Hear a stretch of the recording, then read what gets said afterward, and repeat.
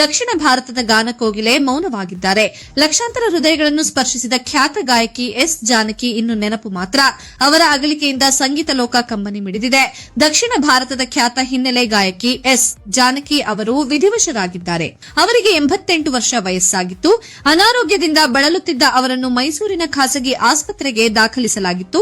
ಆದರೆ ಚಿಕಿತ್ಸೆ ಫಲಕಾರಿಯಾಗದೆ ಅವರು ಕೊನೆಯುಸಿರೆಳೆದಿದ್ದಾರೆ. ಹೃದಯಾಘಾತವೇ ಸಾವಿಗೆ ಕಾರಣ ಎನ್ನಲಾಗಿದೆ. ಮೈಸೂರಿನಲ್ಲಿ ವಾಸವಿದ್ದ ಎಸ್ ಜಾನಕಿ ಅವರ ಆರೋಗ್ಯವನ್ನು ಕೇರ್ ಟೇಕರ್ ನವೀನ್ ನೋಡಿಕೊಳ್ಳುತ್ತಿದ್ದರು. ಸಂಜೆ ಇದ್ದಕ್ಕಿದ್ದಂತೆ ಹೃದಯಾಘಾತ ಉಂಟಾದ ಬಳಿಕ ತಕ್ಷಣ ಆಸ್ಪತ್ರೆಗೆ ಕರೆದೊಯ್ಯಲಾಯಿತಾದರೂ ವೈದ್ಯರ ಎಲ್ಲಾ ಪ್ರಯತ್ನಗಳು ವಿಫಲವಾದವು. ಆಂಧ್ರಪ್ರದೇಶದ ಗುಂಟೂರು ಜಿಲ್ಲೆಯ ರೆಪಲ್ಲೆ ಗ್ರಾಮದಲ್ಲಿ ಏಪ್ರಿಲ್ 23ರಂದು 1938ರಲ್ಲಿ ಜನಿಸಿದ ಎಸ್ ಜಾನಕಿ 3ನೇ ವಯಸ್ಸಿನಲ್ಲೇ ಸಂಗೀತಾಭ್ಯಾಸ ಆರಂಭಿಸಿದ್ದರು.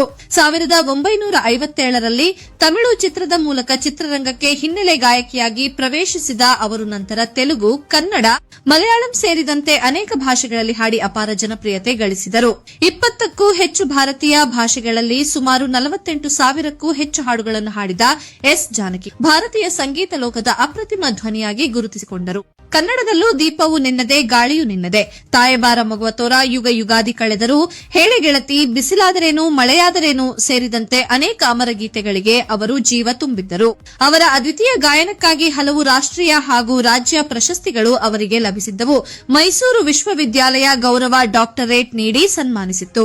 ಭಾರತ ಸರ್ಕಾರ ಘೋಷಿಸಿದ್ದ ಪದ್ಮಭೂಷಣ ಪ್ರಶಸ್ತಿಯನ್ನು ದಕ್ಷಿಣ ಭಾರತೀಯ ಕಲಾವಿದರಿಗೆ ಸಮರ್ಪಕ ಗೌರವ ಸಿಗುತ್ತಿಲ್ಲ ಎಂಬ ಕಾರಣ ನೀಡಿ ಅವರು ವಿನಯಪೂರ್ವಕವಾಗಿ ತಿರಸ್ಕರಿಸಿದ್ದು ವಿಶೇಷ ಎಸ್ ಜಾನಕಿ ಅವರ ನಿಧನಕ್ಕೆ ಮುಖ್ಯಮಂತ್ರಿ, ರಾಜಕೀಯ ನಾಯಕರು, ಸಿನಿಮಾ ಗಣ್ಯರು, ಸಂಗೀತ ನಿರ್ದೇಶಕರು ಹಾಗೂ ಲಕ್ಷಾಂತರ ಅಭಿಮಾನಿಗಳು ತೀವ್ರ ಸಂತಾಪ ವ್ಯಕ್ತಪಡಿಸಿದ್ದಾರೆ.